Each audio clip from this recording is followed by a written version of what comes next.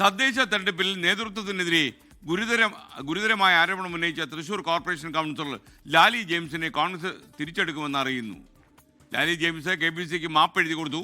തെരഞ്ഞെടുപ്പിന് മുമ്പ് പാർട്ടിയിലെ പ്രശ്നങ്ങൾ പരിഹരിക്കാനാണ് കോൺഗ്രസിന്റെ നീക്കം. ശ്രീജിത്ത് ശ്രീകുമാരൻ തൃശൂരിൽ നിന്ന് വിവരങ്ങളുമായി ചേരുന്നു. പറയൂ ശ്രീജിത്ത്.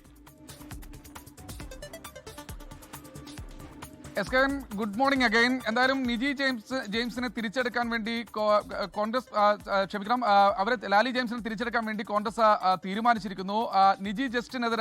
മേയർ നിജി ജസ്റ്റിനെതിരായി രൂക്ഷമായ വിമർശനങ്ങളായിരുന്നു അവർ ഉന്നയിച്ചിരുന്നത്. നിജി ജസ്റ്റിനെ മേയറാക്കുന്നത് കൃത്യമായ രീതിയിൽ പണം വാങ്ങിയാണ്. അത് DCC പ്രസിഡന്റ് അടക്കമുള്ള ആളുകൾ ഇതിൽ ഇടപെട്ടു.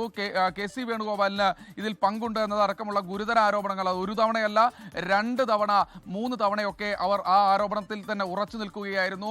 കോൺഗ്രസ് നേതൃത്വം അവരെ താക്കീത് ചെയ്തു. അതിനുശേഷമാണ് അവരെ പുറത്താക്കിയത്. എന്തായാലും തിരഞ്ഞെടുപ്പിന് മുൻപ് പാർട്ടിയിലേക്ക് തിരിച്ചു വരണമെന്ന ഒരാഗ്രഹം അവർ പ്രകടിപ്പിച്ചിരുന്നു.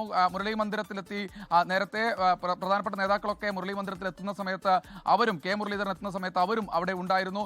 അവർ അവിടെ മുരളീധരനോട് അടക്കം ഈ വിഷയം സംസാരിച്ചു എന്നാണ് മനസ്സിലാക്കുന്നത്. അതിൻ്റെ കൂടി അടിസ്ഥാനത്തിലാണ് KPCCക്ക് തനിക്ക് തെറ്റുപറ്റിപ്പോയി എന്ന തരത്തിൽ ഒരു മാപ്പ് അവർ എഴുതി കൊടുത്തത്. കോൺഗ്രസിനെ സംബന്ധിച്ചിടത്തോളം ഇവരെ ലാലി ജെയിംസിനെ പോലെയുള്ള ഒരു മഹിളാ നേതാവ്, ഒരു കൗൺസിലർ ഇടഞ്ഞു നിൽക്കുന്നത് ഒരുപക്ഷെ തെരഞ്ഞെടുപ്പിന് അത് ദോഷം ചെയ്യുമെന്ന് അവർക്കറിയാം. തൃശ്ശൂരിലെ ഓരോ വോട്ടും വിലപ്പെട്ടതാണ്. പത്മജ വേണുഗോപാലാണ് എതിർ സ്ഥാനാർത്ഥിയായി മത്സരിക്കുന്നത്. ആലങ്കോട് ലീലാകൃഷ്ണനും ഒരു ഭാഗത്ത് ശക്തമായ മത്സരം നടത്തുന്നു. അതുകൊണ്ട് തന്നെ ഓരോ വോട്ടും രാജൻ പല്ലനും അതുപോലെ തന്നെ UDFനും വിലപ്പെട്ടതാണ്.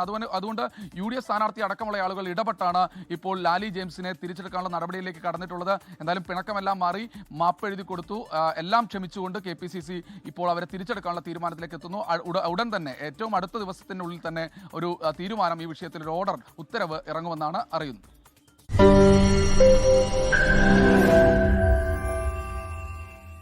ലോകത്തെവിടെയായാലും ഏത് സമയത്തും 24 വാർത്തകളും ഓഗ്മെന്റഡ് റിയാലിറ്റി പാക്കേജുകളും എക്സ്പ്ലെയിനറുകളും വിശദമായി കാണാൻ ഞങ്ങളുടെ YouTube ചാനൽ നിങ്ങൾക്ക് സബ്സ്ക്രൈബ് ചെയ്യാം.